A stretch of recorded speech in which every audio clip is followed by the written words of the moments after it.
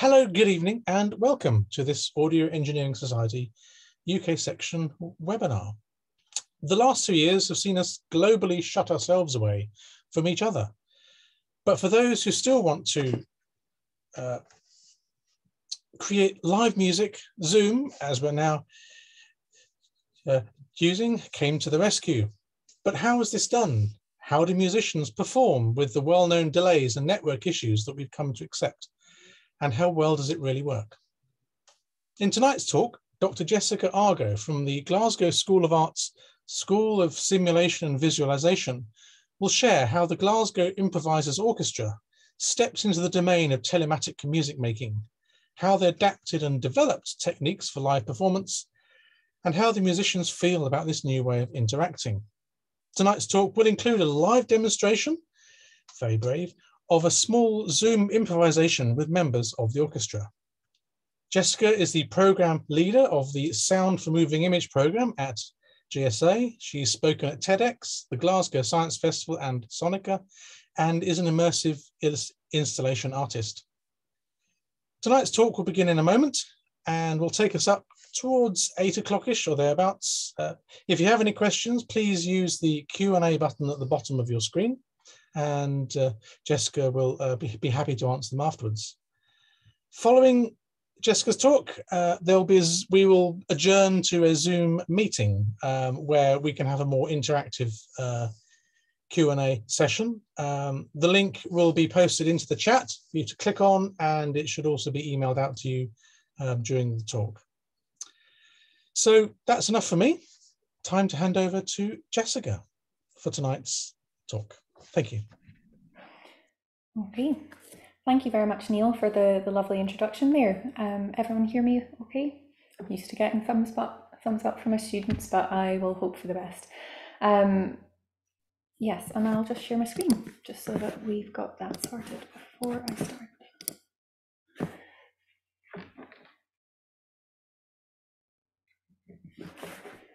Okay. Hello, everyone.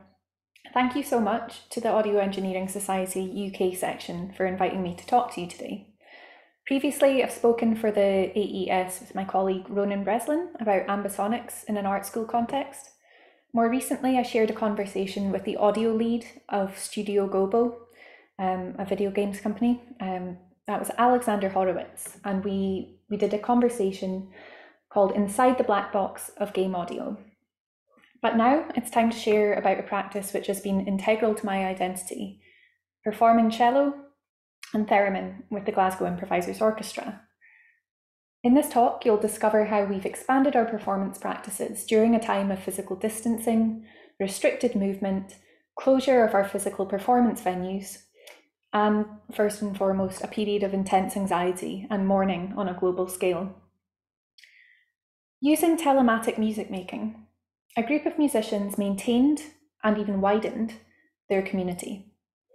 Individual performers managed to keep a sense of identity, and they built an impossibly huge archive of recordings as both audiovisual artifact, raw material for reworks, and importantly, as an oral history. But you might be wondering, before I start, what do I mean by telematic music making? Let's hear the definition from the iconic American composer, performer, and scholar of improvisation, George Lewis. Yes, right now, there've been a lot of, I think, Raymond, the thing that interested me when you first started calling for these extended improvisations to twice a week, was that I don't think, maybe even you didn't realize how long they were going to go on. You know, maybe like a few sessions, and then, but what happened was there was this need for extended community, and I think people are starting to realize. I just gave a talk last week on the topic of telematic Afrofuturism. It's a very odd thing, and what I'm starting to realize is there's something about telematics, you know, this combination of telecommunication and informatique, you know, which is sort of coined in the 70s by these two French researchers. But it both thrives on distance and tries to eliminate it as a factor, which is a very interesting thing. You think about quantum entanglement. Um, so that what we've got here is a sense in which I don't know when I see 30 or 40 people on the screen in a extended geo improvisation or a virtual geo improvisation, which doesn't feel virtual. It feels like just an improvisation in the medium of the technology. I don't know who's coming from where, and I don't really care. But at the same time, it's always interesting to hear that John Russell is wherever he is, and Steve Barrett's wherever he is, and you're wherever you are, and everybody's where they are. And the sense that people are making these distances not matter anymore, or that they also do matter, and that there's this two different desires that are sort of existing in the same space, but they're not competing and they're not clashing, they're complementing. And that becomes very exciting for me in terms of how that's what we'll probably need to do. Because, I see the pandemic right now, it looks like it's coming to a new stage. Maybe for some people, it's made us more aware of a kind of common humanity, like anybody can get the thing, crazy people in my country who don't.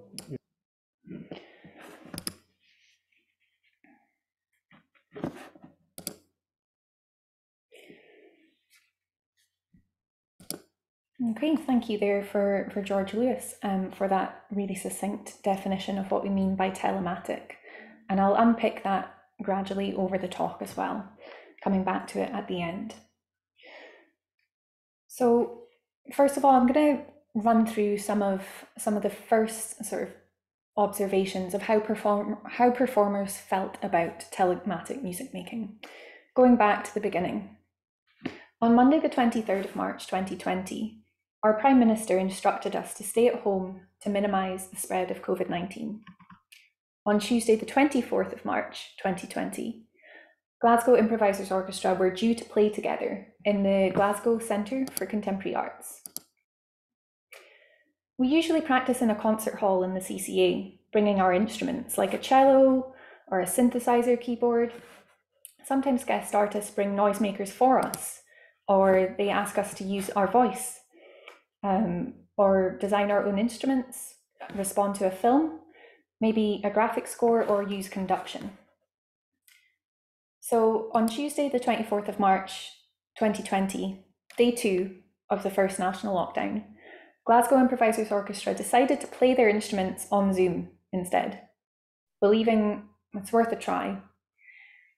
I'd recently discovered that it was near impossible to maintain synchronization with my other glam rock band, the Tenementals, over Zoom.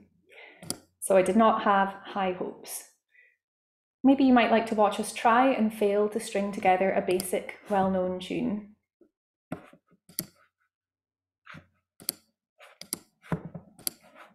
Right, 1, 2, 3, everybody sing happy birthday.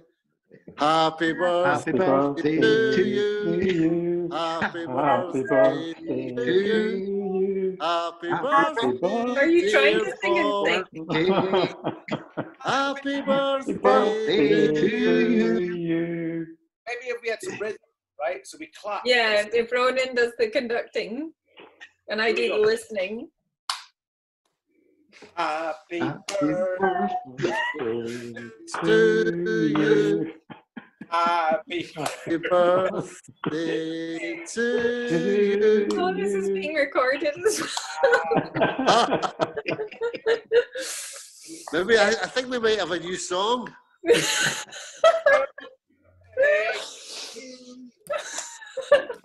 So as you can imagine, that band we had to adapt in a different way, recording in our home studio setups, track by track, and eventually going into a recording studio one by one.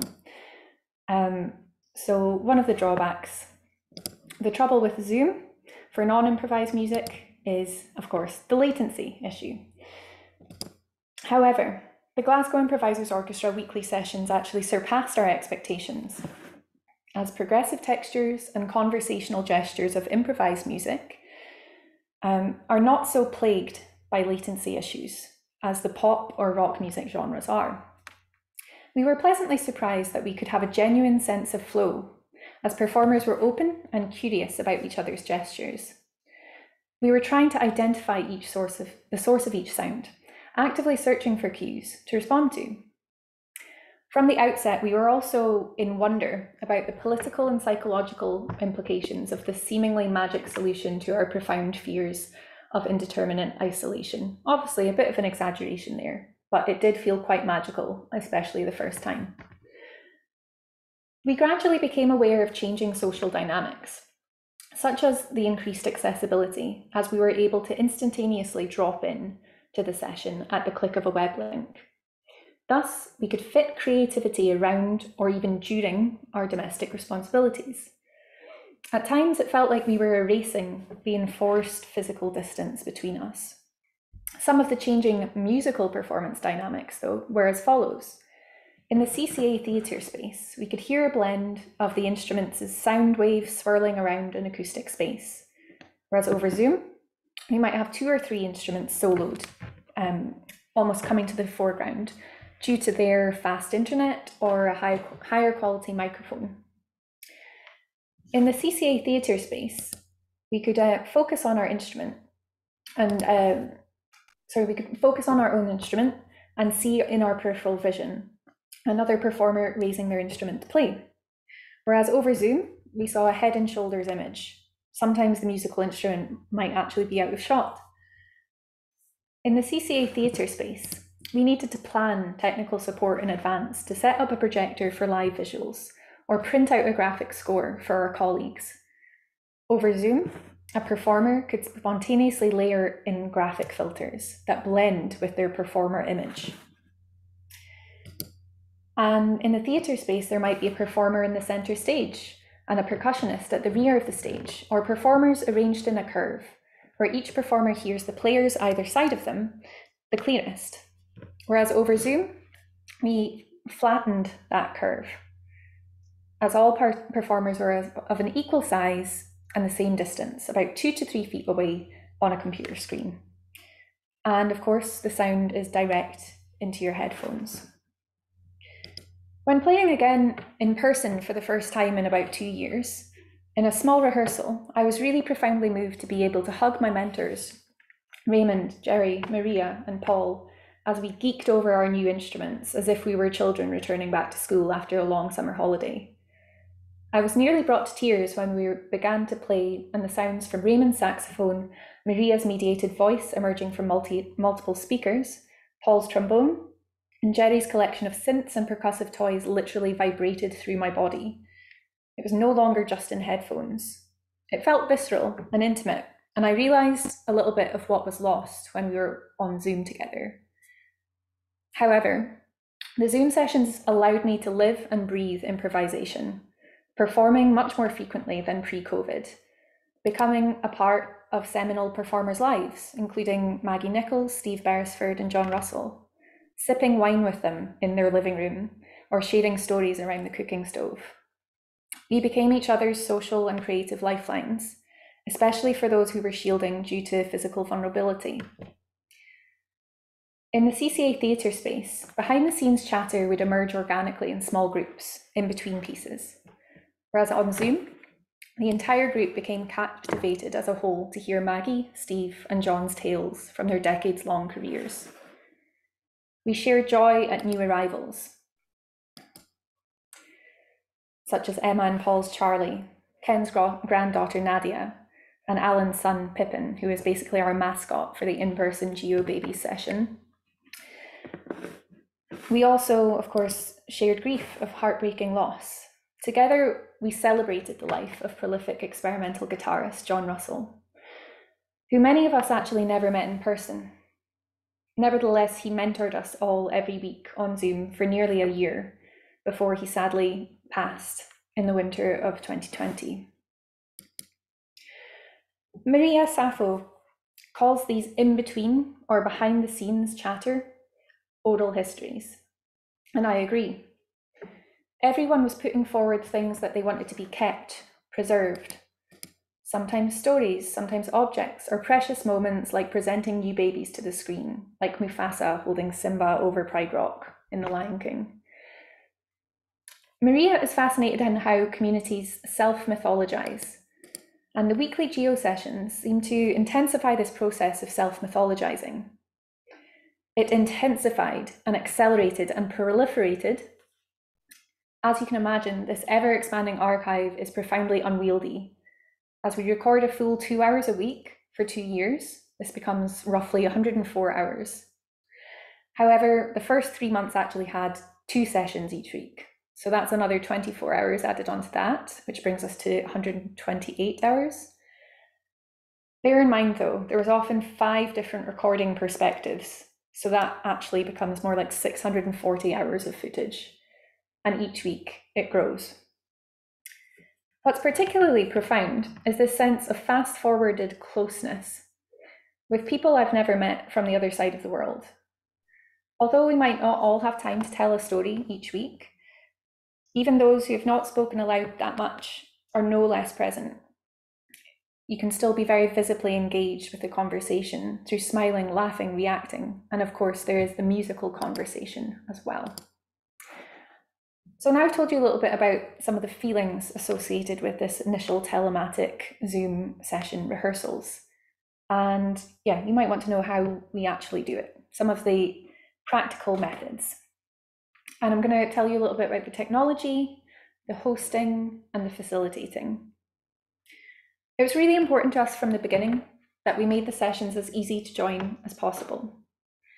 So a performer could just join within seconds by clicking on a regular mail-out Zoom link sent just a minute before the session. And technical setups would range from, you could say, lo-fi to hi-fi, a casual to, say, a recording studio-like setup.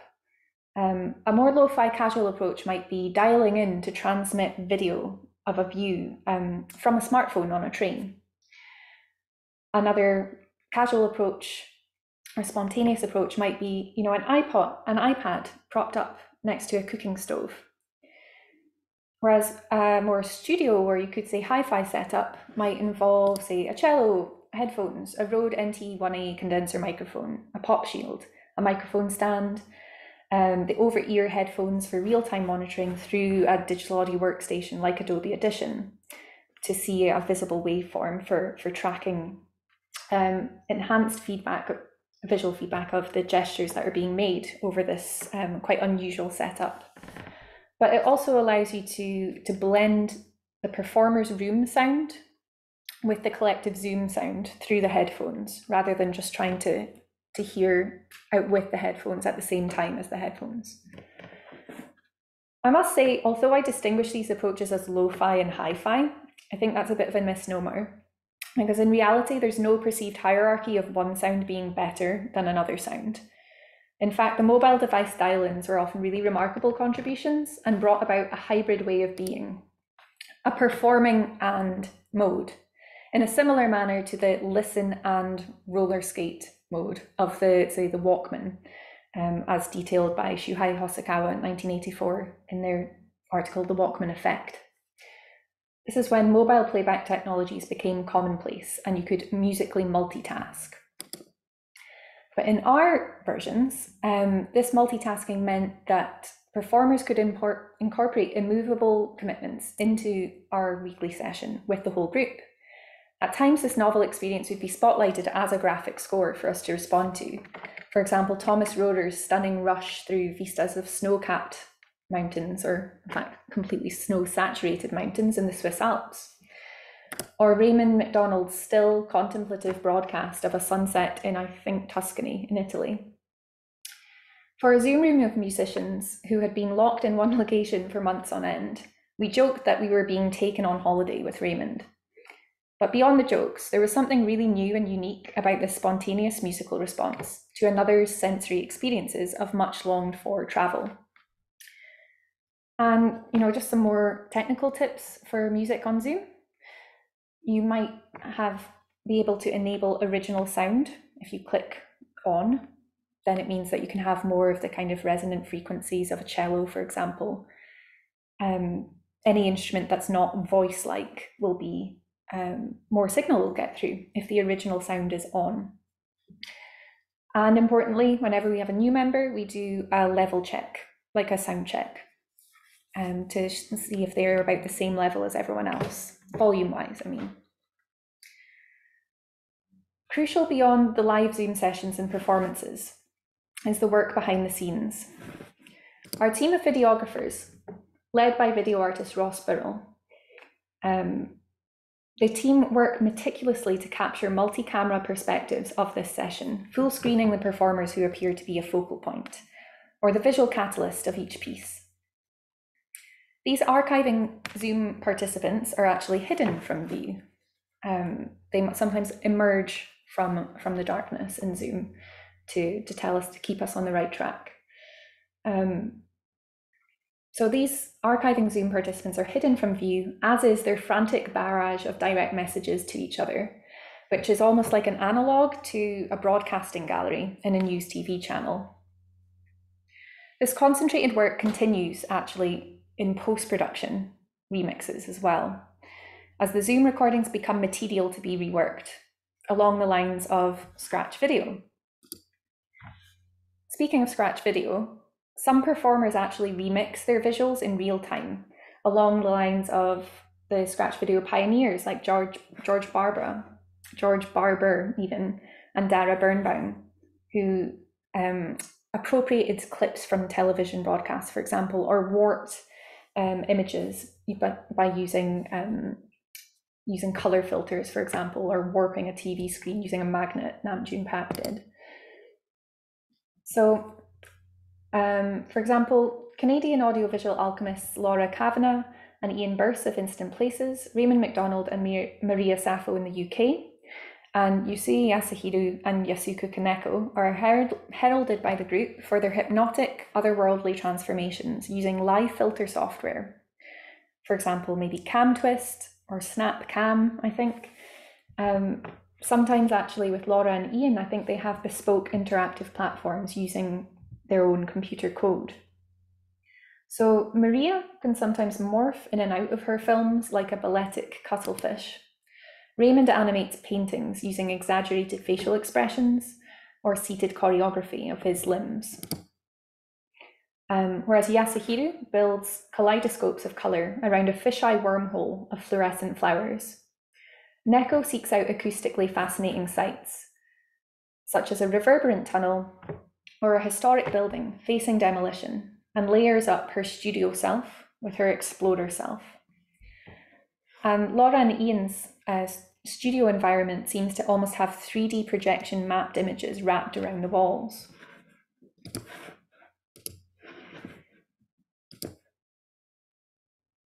In the GeoZoom telematic performance, I say Maria is like a chameleon or a cuttlefish, subverting the live and sampling herself. The reason I say cuttlefish is because I came across a text from Jaron Lanier, a VR virtual reality pioneer, who wrote, "The purpose of virtual reality is to turn humans into cephalopods like cuttlefish." He says some of the cephalopods have a marvelous organ called the chromatophore that essentially is a display built into their skin. They can create luminous, quickly changing, colourful images all over their bodies. It's absolutely enthralling to watch them flash at each other, seemingly communicating in a visual language. So you can tell why I'm drawing analogies here from Maria to a cuttlefish. Once several of the core Glasgow Improvisers Orchestra performers felt confident in the creative potential of these Zoom sessions, the GIO founder, Raymond MacDonald, invited international performers who joined us in Glasgow in the past, or whom he'd toured with in Japan, Australia, Canada, and Texas, and actually invited some that he'd never met in person before. And as you'd hope for a regular meetup during one of the most tumultuous epochs in recent history, it was really vital for us to welcome our guests and connect through conversation, to catch up socially and share our community news on the micro scale and respond to global events on the macro scale. Every one of us needed comfort, solace, cheering up through our conversations, through making new friends. And at times we use the performances as cathartic outpourings of expression, or in a more measured way, a soothing focus when we anticipated others' gestures. Some highlights were that we delight in seeing the pioneer guitarist John Russell appear in a bright orange suit or a gold sparkly tux, which we discovered he actually wore to cheer up the doctors on his hospital visits. Sometimes we would giggle, we would laugh over how much the flautist Emma Roche and the trombonist Paul Stone's new baby Charlie. We laughed at how he was becoming his father's doppelganger day by day and encouraged the baby, to join in as he thumped the piano keys. Sometimes we'd take time to ask how we were coping with the continuation of lockdown, the fear of new COVID-19 variants, escalating global conflicts, and monumental protests. For those that were shielding, we also let them relive vibrant memories of their favourite live performances from their past as they recounted anecdotes. Other fun things that we do in these sessions would be sometimes fulfill commissions for festivals, like Yasuko Kaneko's site-specific project, the Haroke's Heartbeat, in Okayama in Japan, or Rachel Weiss's Gloves piece, the glove improvisation for the Edge Zones strand of Miami Performance International Festival. And something that was very vital to our more recent practice was that we did a hybrid in-person and Zoom performance in Geneva's Annalix Gallery in Switzerland, which was curated by the Noisebringers, who I'll come to later. We also find it vital to leave pauses for reflection between musical performances, to evaluate how each piece transformed our practice and why it elicited certain musical gestures. As many educators, maybe there's a few on Zoom here, as many of us discovered during COVID-19, Zoom can actually be quite a tense environment sometimes, with latency, connection dropouts, cameras off, contributing to quite awkward and stilted, effortful interactions at times, easily fraught with miscommunication. Therefore, for our GIO sessions, to avoid those Zoom tumbleweeds that you could sometimes get, or anxiety or frustration, we instigated quite a flexible but a reliable structure, a routine, which is still consistent 2 years later. For example, we begin with a free piece, a free improvisation, which unfolds for about 20 minutes, allowing us to calibrate to each other's gestures, the instruments and voices that are in the room that evening. And then we often have themes as well. We ask around for themes. Sometimes that might be a single word or a phrase as the prompt, almost like a compressed form of the Fluxus text scores, like Yoko Ono's lighting piece, and where it's just a one-line text where she prompts you to light a match and watch until it goes out. So this is even more minimal than that. We would have a theme like food, for example. So that was a prompt that arose out of observations of organically occurring gestures. So that was in response to seeing performing and cooking multitasking. There's also a color improvisation, which was designed to allow all of us to play up to the camera, sometimes drawing graphic scores with pen and paper, or even a graphic score on my face using flamboyant makeup.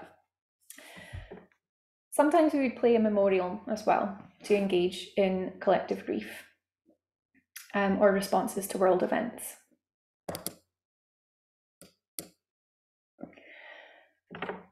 Another technique we use in our routine is conduction sometimes. This is partly as an experiment on latency and synchronization, partly as an uncanny homage of the disembodied hand character Thing from the Addams Family. And to do this, we would play in response to Raymond MacDonald's hand. Rather than establish an overt code or language with this hand, we gradually agreed that a closed fist would mean stop playing and an open hand means play. And beyond that, it was quite subject to interpretation. Where that piece became really interesting was actually that I was using my hand to play the theremin. And when I would mimic Raymond's hand gestures, it was almost like he was doing a Telematic theremin piece with me. Hold on to that thought as you'll see an image of us later on, trying to work through that idea. And of course, small groups are really important too, because you remember that Zoom is a software designed for corporate video conferencing. So when we all play as a full group, it can act as quite a brutal conductor, muting some and raising the voices of others. Often it would dim performers whose signal is weaker, like Wi-Fi or their audio signal, or it would prioritize the most voice-like gestures. So small groups is a fader shading of the audio spotlight.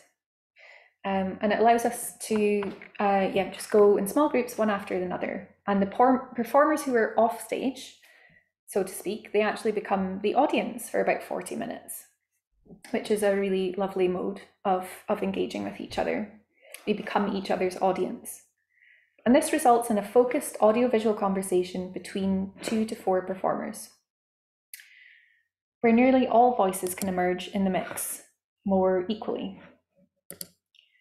Organic chance formations of groups are particularly thrilling even. But thinking of our archivists who are focusing on different faces at different times, for optimized documentation from our team of videographers, plotting the groups out in advance is much preferred, and you can imagine why. So I've gone through how we do the rehearsals and some of the highlights from that and how we feel about that.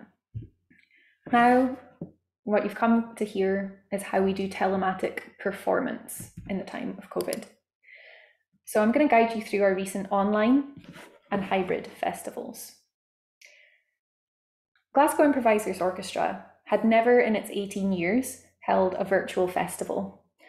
But in 2020, we knew that we didn't just want to sit this one out because we couldn't gather in the Centre for Contemporary Arts. So we recruited a really talented team from Tusk down in England, who had just staged a live stream festival themselves. So thank you very much, if Lee and Sean see this, for your magic in facilitating GIOFest 13, Flattening the Curve. For Flattening the Curve, we curated a programme of pre-recorded artist films ranging from the straight, minimally mediated performances of acoustic instruments to a computer's webcam. And then there was some more site-specific explorations of acoustics, some richly layered video tapestries, as you can see from these thumbnails. There was actually even a piece all about and kind of for whales as well from Alex South, who's doing his PhD in that. We really wanted to compensate for the lack of spontaneous discussion that audience members usually have with the performers in the theatre, bar and restaurant. So we quite ambitiously staged a fascinating panel discussion, at which you actually saw a segment of right at the beginning of this talk, from 2 prolific theorists, Tia Denora and George Lewis. This was extended by a small GIO discussion, which then opened out into a live Q&A, which actually took in questions from the audience's chat text window on the live stream. And finally, even that unfolded within the same Zoom room into a musical performance, but our speech turned into musical gestures. And those musical gestures were directly bouncing off the fascinating discussion that had just happened on the themes of agency, endings, telematics, and music therapy for those with dementia. And we also hosted our participatory sessions, GIOBabies and GIODynamics, for those who are at the beginning of their journey in improvised music. And actually by now, like very established, we've got a very regular community of the GIODynamics crowd. But for the online festival, we decided to host those sessions offline without a live stream audience for a more supportive environment. As we planned the event, we nervously pondered, will anyone come? Is there even a desire for a 3-day live stream improvised music on the computer? We always joked that we'd actually just really enjoy the festival, even if it was just for us. But in the end, we were really immensely proud that we could share our private theatre of the home with a global audience.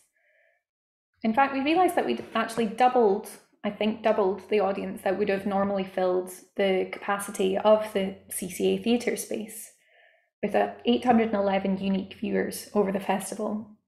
And we were also delighted at the 29% average watch rate of the 3-day festival. Bear in mind, that's about a third of about 3 days worth of content in the days of TikToks, of really small, short bursts of information on the internet and distraction of being at home.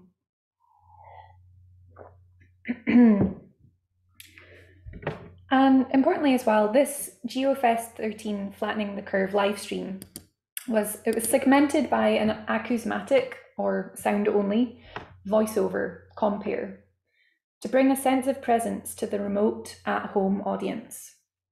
The idea was that each member of the orchestra, a member of the orchestra even, would guide you throughout the festival, revealing behind the scenes anecdotes about each performance and about each performer. And this voiceover introduction, it was actually hoped to raise a kind of sociability, to encourage maybe recollections and sharings of memories within the chat window too. And it would go beyond an austere, silent text title card before each performance, whilst also enhancing accessibility, having an audio described guide to the festival. And now, probably what you've been waiting for, the hybrid festival. How did we do this? So for GIOFest 14, called Reconnections and New Directions, we were really delighted to be allowed back into our beloved live venue, the Centre for Contemporary Arts in Glasgow. But we didn't just want to leave all that we'd learned from our online festival behind. We also didn't want to leave our international guests behind, who we'd actually become accustomed to seeing every week for the last year and a half.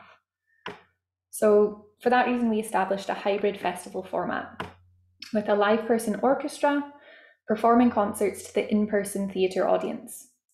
We also incorporated a Zoom orchestra, with each player performing from their own theatre of their home. And they were broadcast into the CCA theatre space too.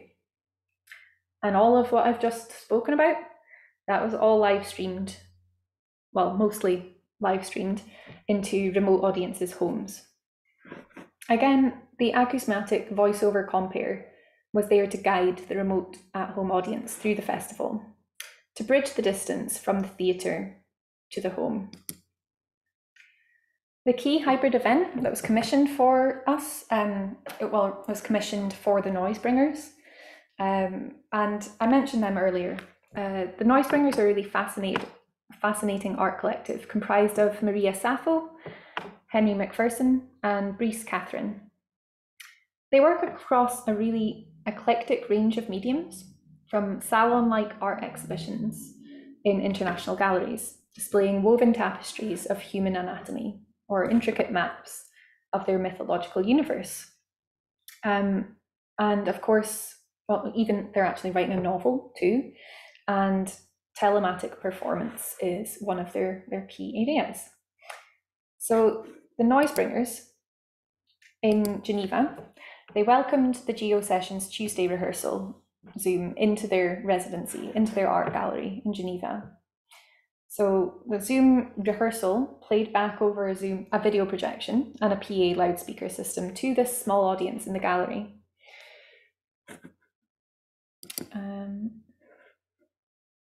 And then we broadcast that out into the Zoom room and live streamed it on YouTube for an audience across the world. We were really excited by this small scale hybrid mode of performance.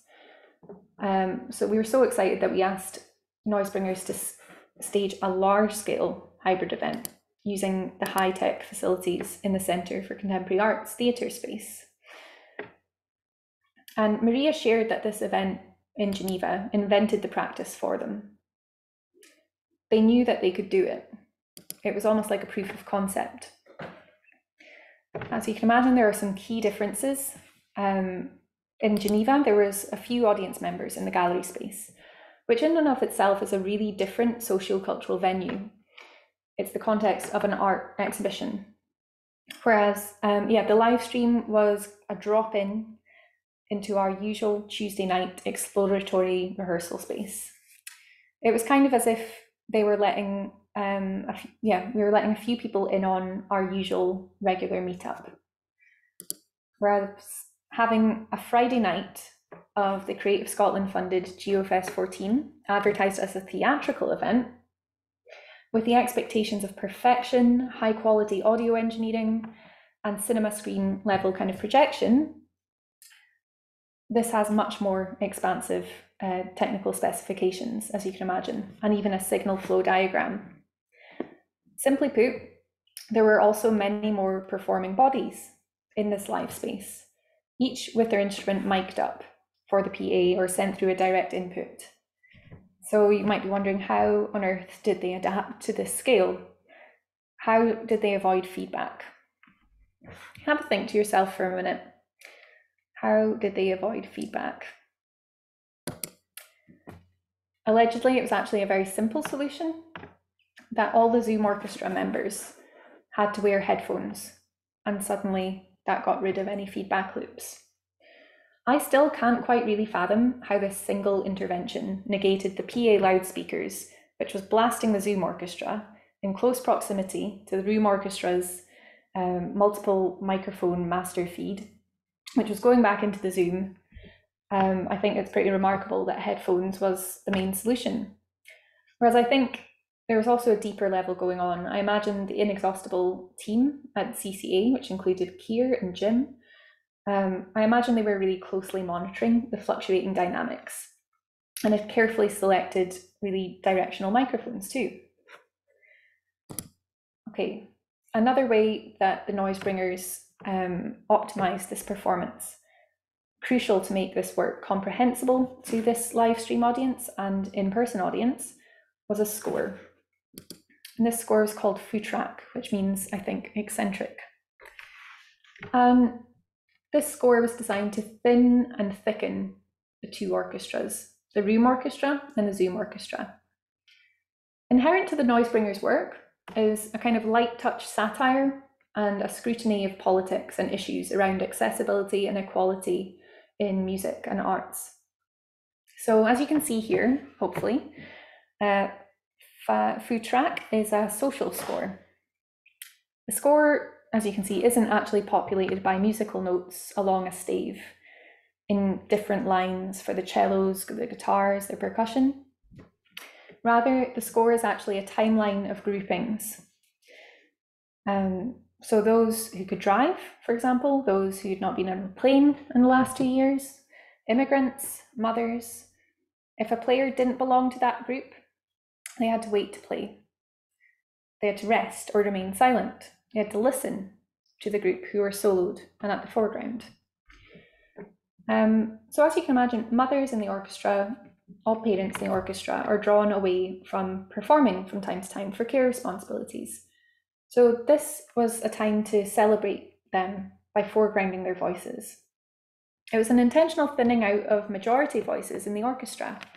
And by enforcing that for a moment, that only mothers can play, it resulted in only a few women singing in the room and on Zoom. And the gap that was left acts almost as a commemorative or monumental silence, a giving of space, but also a prompt. It's a prompt to make us think about how we might proactively include more mothers in improvisation, music, the art world, the world of work in general. And I think this also seemed to have an influence from the prolific work of the feminist improvising group, Maggie Nichols, and the increased participation that we had from mothers, parents, and of course their children in the GIO Zoom rehearsals. And I did mention a signal flow diagram. What this included audio signals and audiovisual inputs and outputs. But what was really the priority in this diagram was an extended reality of needs, as Maria called it. So as well as a signal path, Maria invented these needs paths. So what does a Zoom orchestra performer need to see? Well, they need to see the gestures of the Zoom virtual orchestra and the physical orchestra in the space.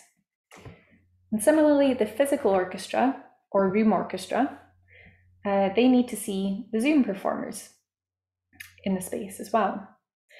They need to see the Zoom performers' gestures and video filters and hear their sounds blasted over the PA. And as you can imagine, this setup felt really quite uncanny, as I could see, for example, Hope Young on the Zoom screen in front of me. But I could hear her singing. I knew that she was singing in Austin, Texas on this Zoom screen. But I could hear the voice of Hope emerge from a loudspeaker that was kind of behind me. So even though I knew what was going on, I couldn't help several times. I did instinctively turn around, almost hoping and expecting to see her behind me. What was really fascinating about this performance is that Maria, well, so many things are fascinating, but in this performance, Maria became more than a musical, dance and video performer in this work. By wearing a so-called Britney or Madonna mic, she actually became the mediator between the room orchestra and the Zoom orchestra. She said that she felt really responsible for everyone in the digital realm, aware of their vulnerability of not being able to move around or explore the space beyond a few static video feeds and a summed audio master, or not even being able to see any of the audiences, the live stream audience or the CCA theatre audience. The stress of facilitating this work is nearly unimaginable, but thankfully Maria and in fact the rest of the noise bringers are still working on their PhDs, and Maria has an entire PhD study called the Improvisers Cookbook to plot out and analyse the artistic, political and audio engineering ramifications of this groundbreaking hybrid performance practice. A fundamental rule for this work is that digital bodies are just as important as physical bodies. As if this setup wasn't complex enough, the Noisebringers and GIO also commissioned Rachel Weisz, who's based in Miami, Florida, is a fascinating opera singer and also, as you can see, generator of interactive audiovisual works. She developed an augmented reality software which played up the notion of beaming in a virtual conductor. This was experienced through moving a smartphone screen, which displayed a disembodied 3D modelled hand imposed upon the real CCA theatre space, and floating text graphic prompts. And then the Noisebringers choreographed this almost kind of conjoined dance to move around an augmented reality and beam it back to the Zoom orchestra. The room orchestra were actually mesmerised by the unfurling of these entangled performers. And I've got a moment to just play some of the highlights of this so you can actually hear some of the sounds from this event.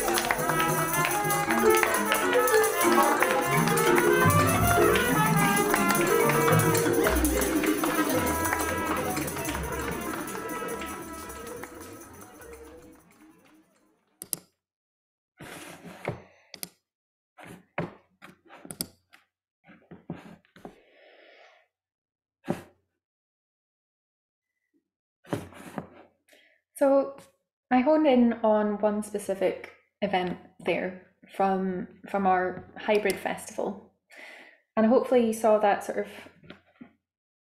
progression of Raymond and I doing telematic theremin performance to actually doing conjoined theremin performance that wasn't telematic anymore. It was in person, almost like a three-legged race of theremin playing, if that makes sense.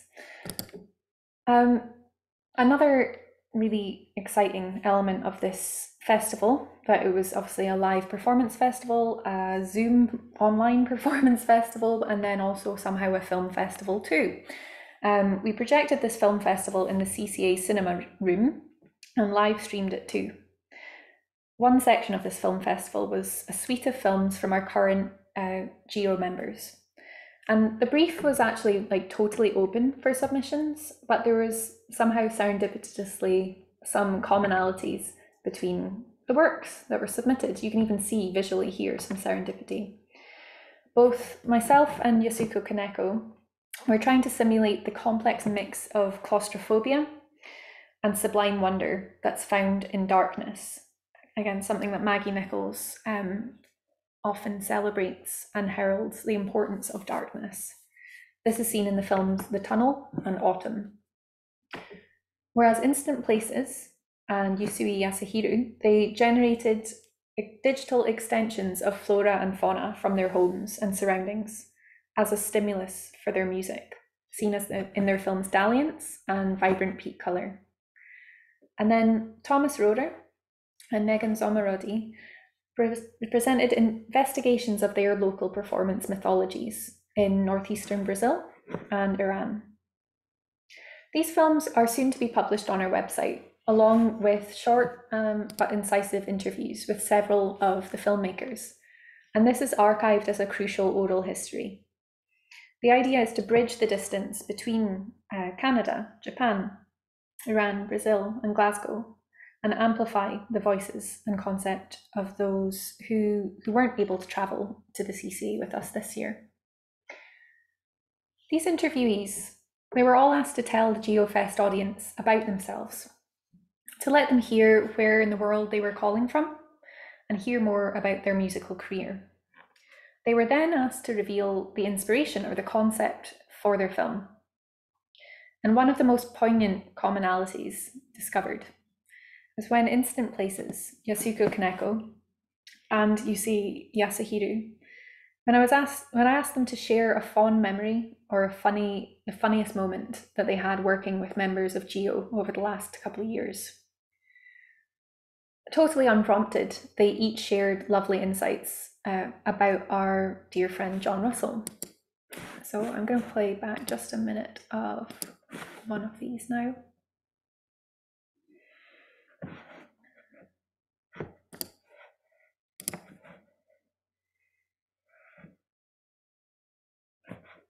And yeah, Laura, is there any moments that you'd like to share from your time with GIO? I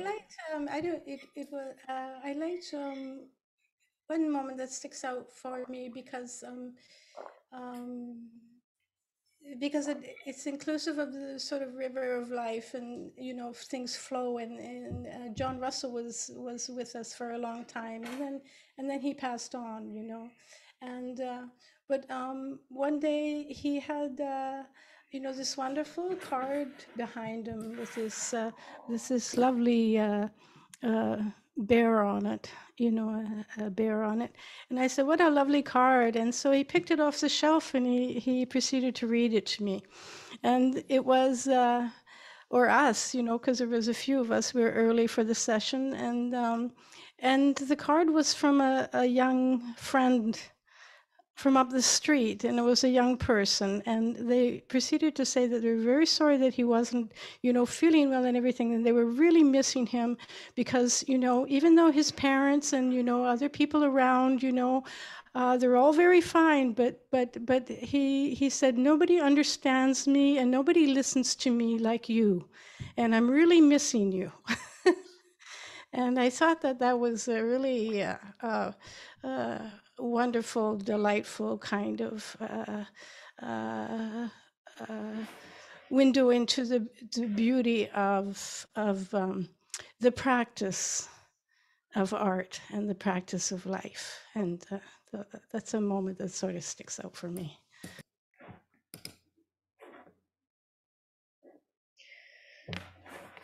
And when I asked Yasuko Kaneko if she had a message for the audience of GIOFest 14, this is what she shared.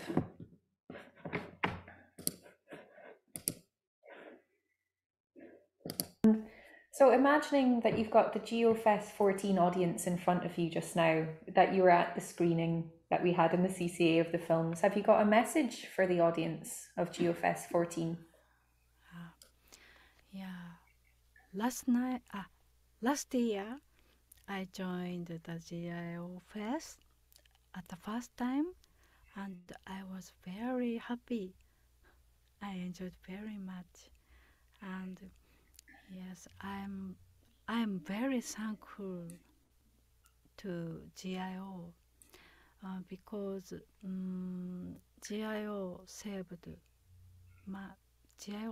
me under COVID-19 pandemic. I was so depressed. All my concerts were cancelled, and I couldn't meet my friends. Yeah, that GIO's Zoom session was, how to say, new method to save people. Yeah. So I enjoy. agree. So sorry. So enjoy GIOFest. Thank you very much for inviting me the festival.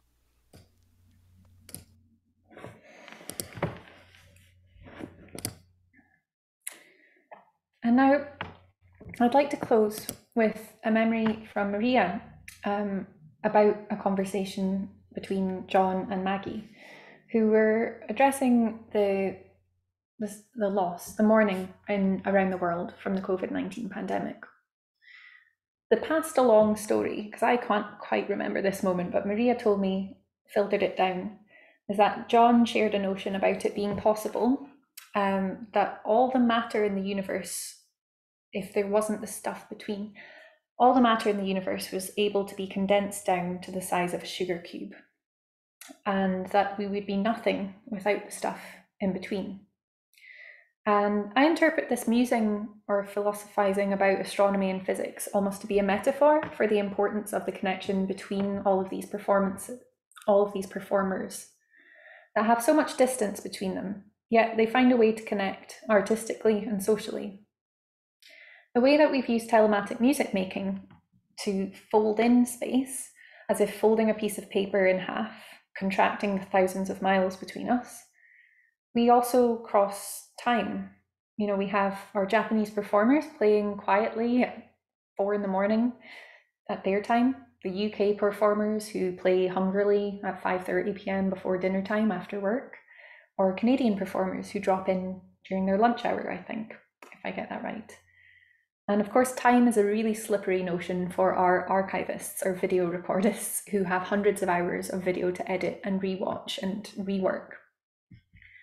I'll also return back to this idea from George Lewis I shared at the start, that with telematic music making, the distance almost doesn't matter in some ways, but simultaneously the distance really does matter, because we can feel quite amazed at the longevity and determination of this continual connection. The way that we've appropriated digital and physical spaces that weren't actually designed for musical collaboration, you know, using a software that was designed for business teleconferencing, adapting our domestic spaces to become performance venues. What I find very exciting is how it's transformed many of our performance practices. You know, performers are laughing in the face of mediation, consciously manipulating the digital self, blending the live and the pre-recorded, and generating a regular space for temporary teleportation.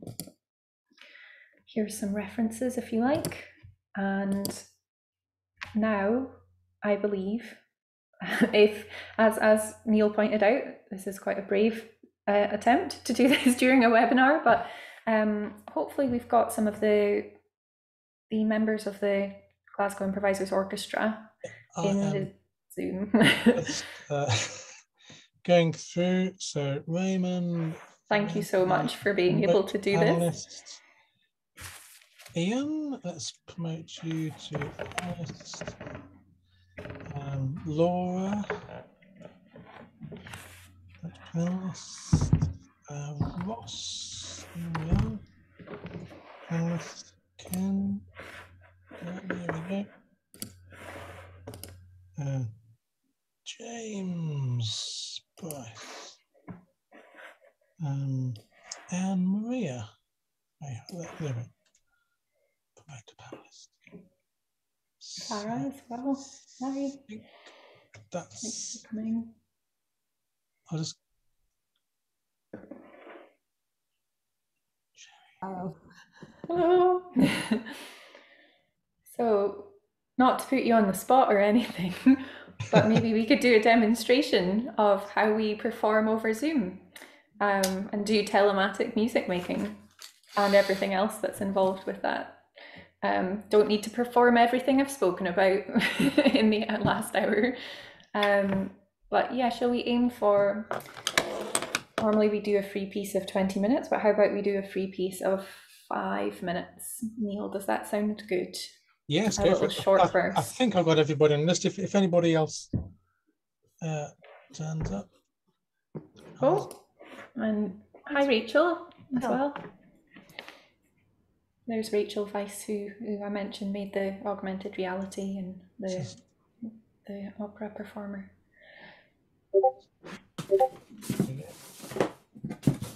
Yay, Rachel. Let me know if I missed anybody off. Well, so I and we've got, oh, Raymond, where are you? You've taken us on your travels again. You're in Fife today, aren't you? Very well. And thanks Ross as well. So you can have this 5 minutes off. I think it's already being recorded by someone else, Ross. So thanks for coming along. In theory, I set up my theremin and don't need to calibrate it again. And everyone's got their instruments or whatever they'd like ready. Oh, right. But Raymond, you need to do something if you can. Raymond normally does a clap to get us started, but he's in a restaurant, so it might be tricky. Okay, I'll do the clap then today. Okay, so we are at Tuesday the 15th of March, 5-minute AES demo.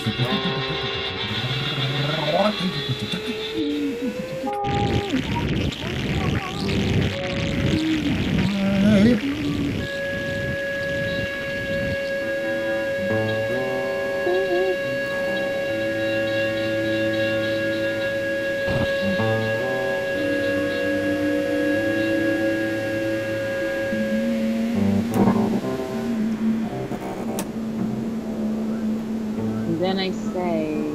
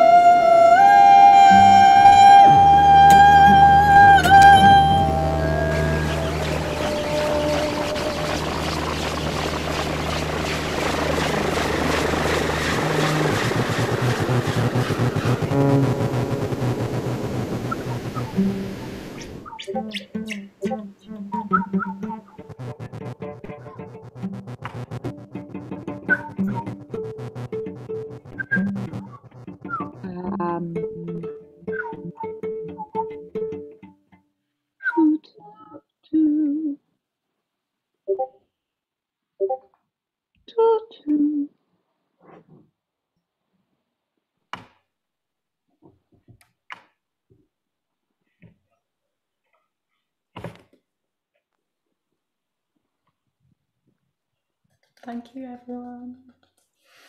We nearly started time, roughly. No one was timing. Thank you so much for joining us today. It was really nice to have you as part of the talk. Well, thank you, Jessica, and thank you to all of the members that have been able to join us this evening of the Glasgow Improvisation Orchestra. It's been incredible. No one's posted any questions, so normally what we've done, and I'm going to spring this on Sue, but it should be okay. We would adjourn to a Zoom meeting afterwards, but I think, having just tried the promote to panelist, I could just quickly rattle through the few the people who are not yet panelists, and then we can engage in discussion. How does that sound? Yeah, that sounds great. Okay, so everyone going to a new Zoom room. So for everyone who is not yet a panelist, I'm going to promote you, and then we can all join in with. In the old times, after a meal, after a talk, we'd all go to the bar afterwards. These days on Zoom, we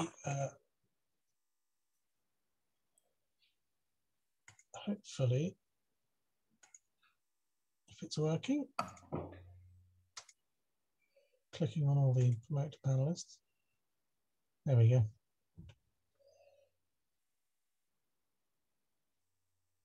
Okay. Oh, okay. Well, for those who don't want to join, that's fine. So I think that's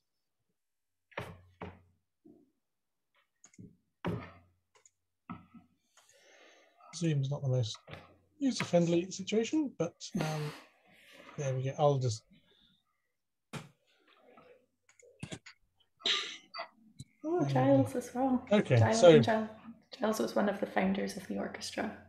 Nice to see. No, nice to see your name, Giles. Anyway, sorry to put you on the spot. Everybody who wants to talk should be able to talk, I think.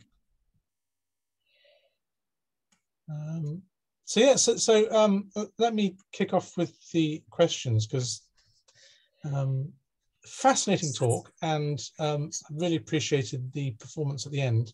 In a way, it was without wanting to over-egg it, it was a privilege, because I think a performance like that is unique. It's improvised.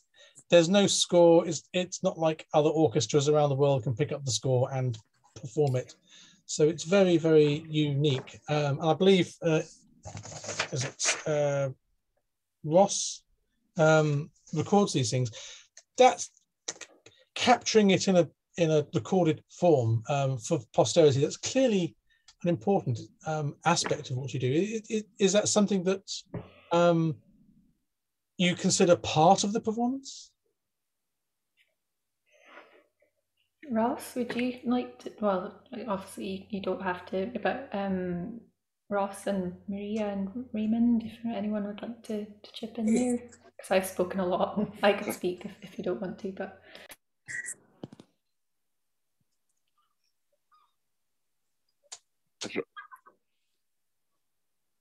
Is Ross there?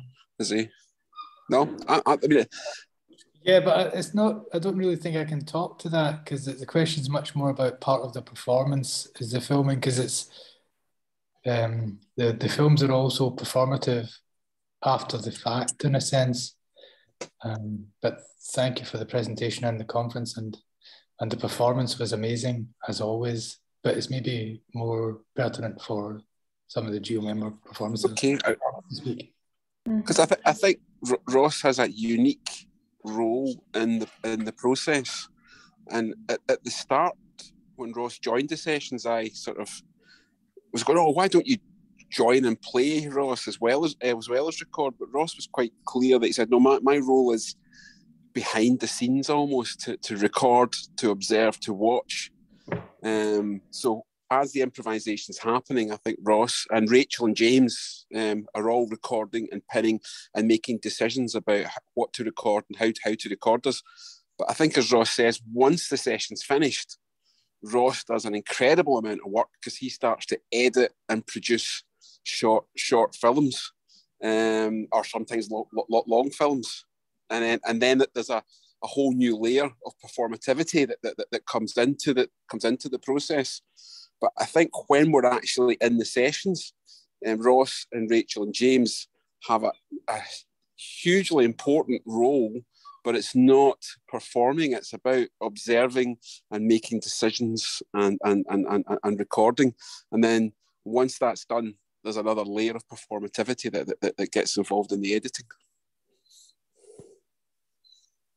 Yeah, I think there's also that aspect, like I was talking to, that we know there's that slightly uncanny thing of, we know there's a camera, we know it's recording, but yet because it's just been our constant state to record, we sometimes almost slip into forgetting that it's being recorded. But like in a conversation with Maria the other day, we were talking about how these sessions, they do turn into like oral history capturing sessions, and it's almost like when people sort of chip in and talk on something, they know that it's being recorded, and mostly we don't really show the behind the scenes chatter, but I don't think they're any less important than the musical and visual gestures, and that the musical and visual gestures are sometimes like directly linked to something that someone just said as well, so sometimes it kind of seeps in. But yeah, I think that active recording might be like a way of feeling like we elevate the Zoom to almost like that we're on a stage again. That active recording, we know that there's a potential for it to just turn up in a festival eventually, or for it to be shown to an audience eventually, but we don't have it's quite the same pressure of that live audience. Farah, yeah, what do you think about that?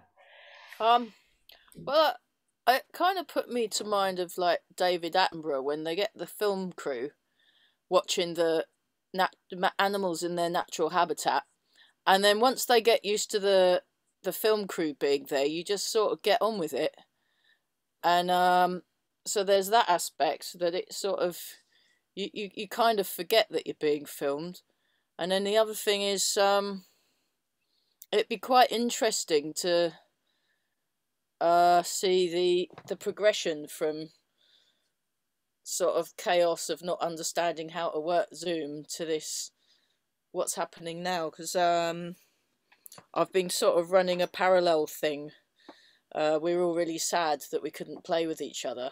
I'd been going to this workshop for a few years, and then it was two of the women who used to go to the workshop with me, encouraging them, and we've been doing this workshop, so that's every Monday now. It was on a Friday, but it's moved to Monday, and it's kind of changed and evolved. I mean, we don't actually record because we couldn't work out how, so we never actually got round to it because it's using a different meeting format. But There's definitely been growth, and then you get people from different countries, so there's the international aspect.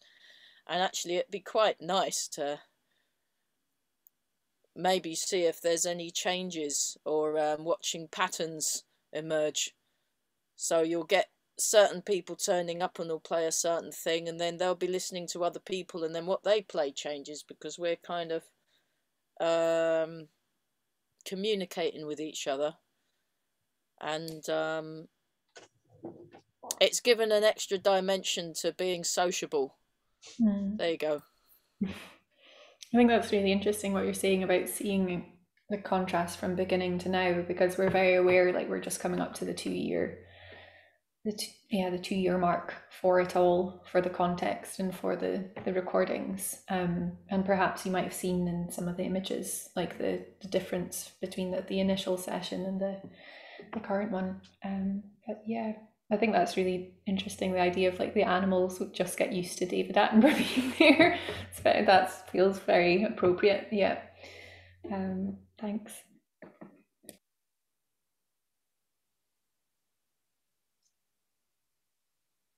Another question I'd like to ask. The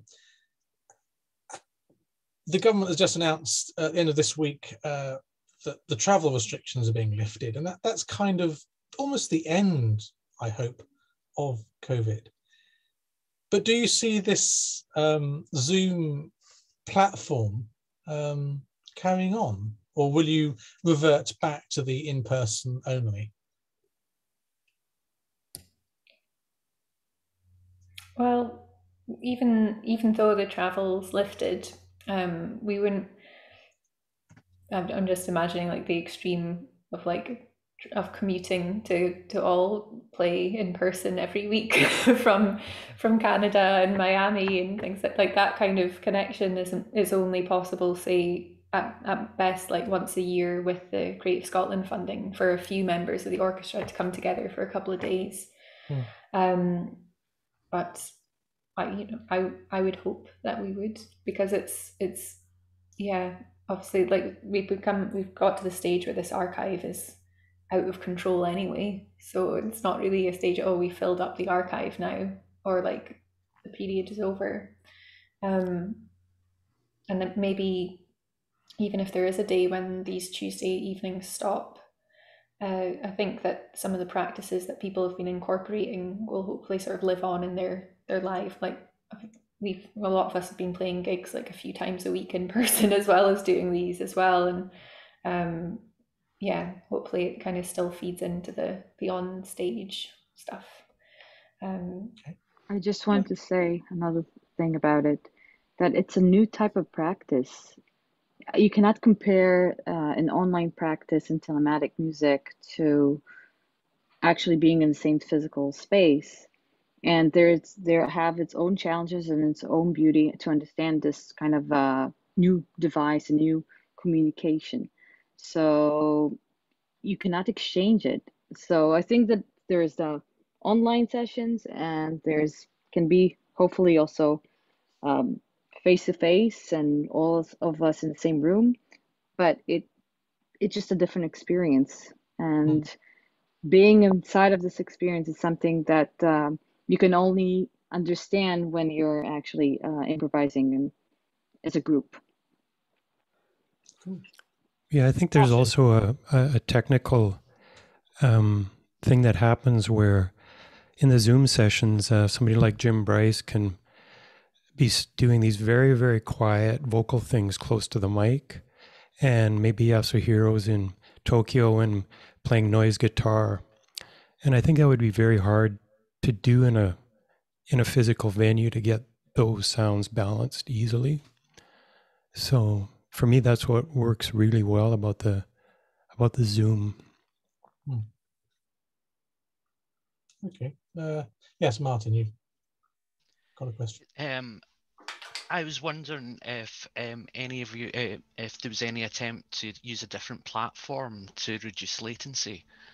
At the start of lockdown, I attempted it with some friends, and found it incredibly difficult but we did manage it one evening, and it depended on the time that we tried it at as well. It worked best at 1 in the morning, I guess, because of the amount of traffic on the general network. It worked best if the people were on the same provider of internet as well. We managed to get excuse me, a sub 100 millisecond connection between myself and one colleague, and actually managed to do something with that. But as soon as you introduced another element and another player that was on a different ISP, for instance, then it just fell apart in terms of the latency issue, and wondered if anyone had any success with a group. That's really interesting that you found these like eureka moments of optimizing the connection. I think we were aware of a software or a platform, something like Jam Kazam, I think was the name, or Jam Kataz. I can't remember. We had I was trying to avoid it. I'm not so much a musician. I'm an engineer with musician friends who bring me along to try some interesting things.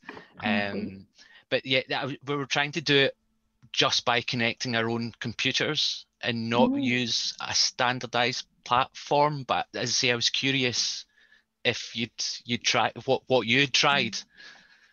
We opened I remember maybe it's the glam rock band and I opened the Jam Kazam, and a few of us in the orchestra had a look at it. But even though like I've worked with digital audio workstations like Pro Tools, Adobe Audition, and like Reaper, Jam Kazam really confused me. So when I thought if it confused me, then that's maybe not a good sign. But then more recently, I saw London Improvisers Orchestra use something called Jitsi, I think. Okay. GITSY, and it was really uncanny because I could hear people in stereo, whereas usually that's the one. That's one we used on the Monday. Yeah. Oh, for your Monday group too. I was just curious.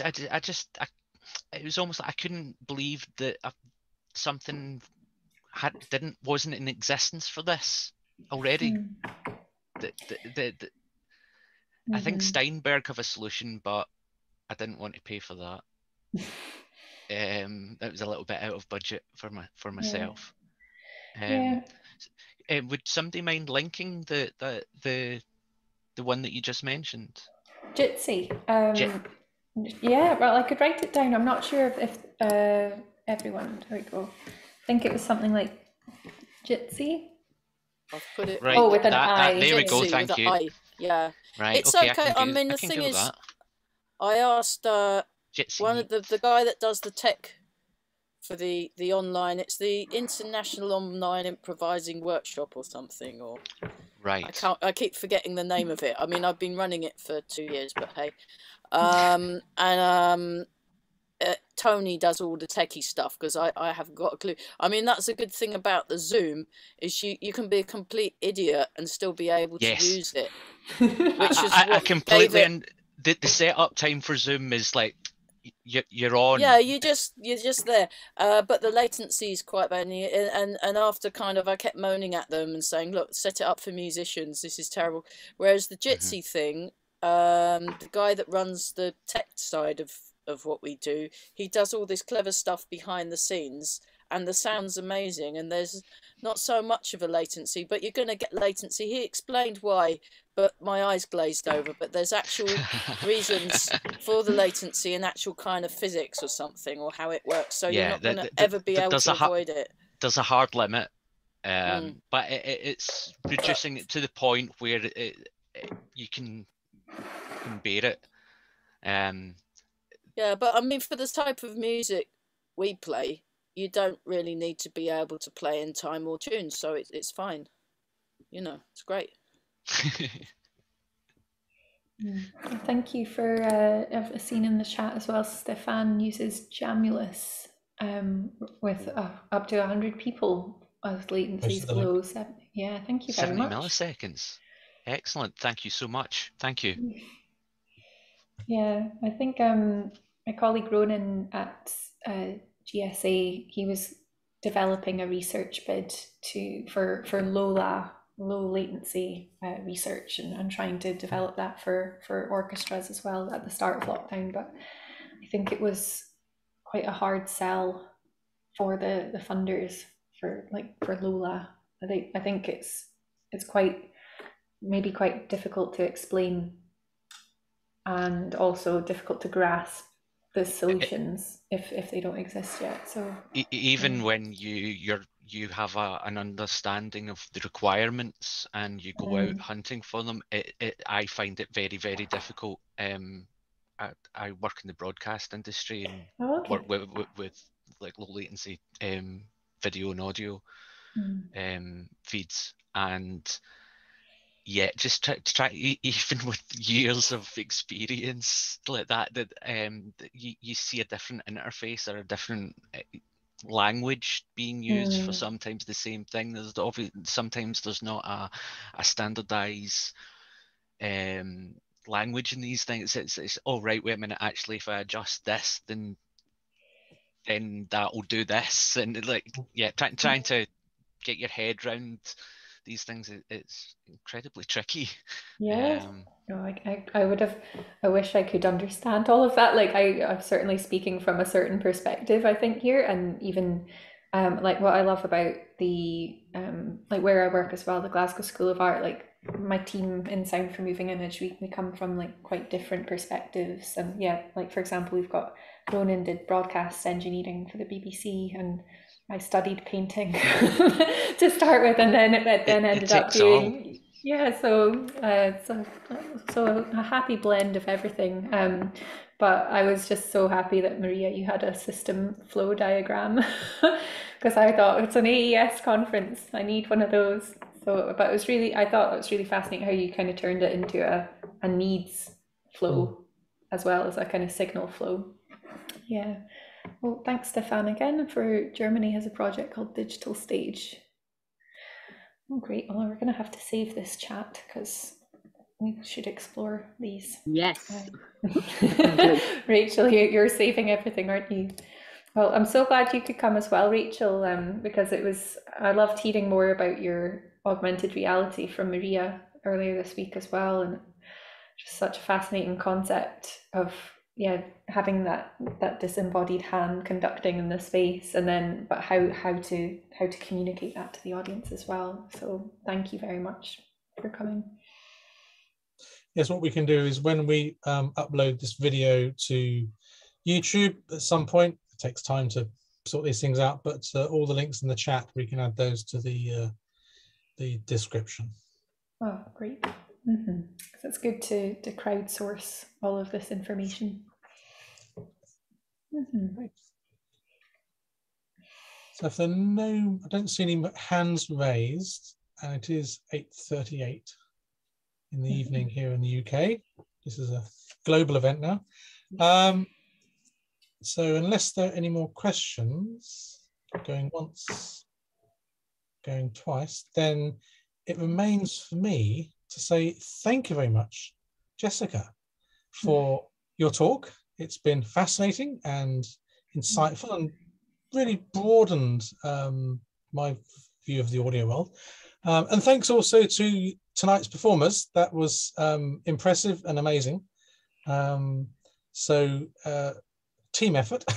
And yes, so thank you to everyone. Also, thank you to the AES for providing the Zoom facility for this evening's talk and helping to organize it. Yes, it's been wonderful. And just to say, as I said before, anyone who wants to get involved in the technical side, the Audio Engineering Society is a broad church, but we cover a lot of the technology side of things. So thank you very much, everyone. It's been wonderful. Have a good evening. And thank you, Neil and Sue, for facilitating this event as well, for asking to hear about our stuff. I was really grateful to have this as a platform. So thank you. And thanks for everyone's questions. Great. Thank you, everyone, and good evening.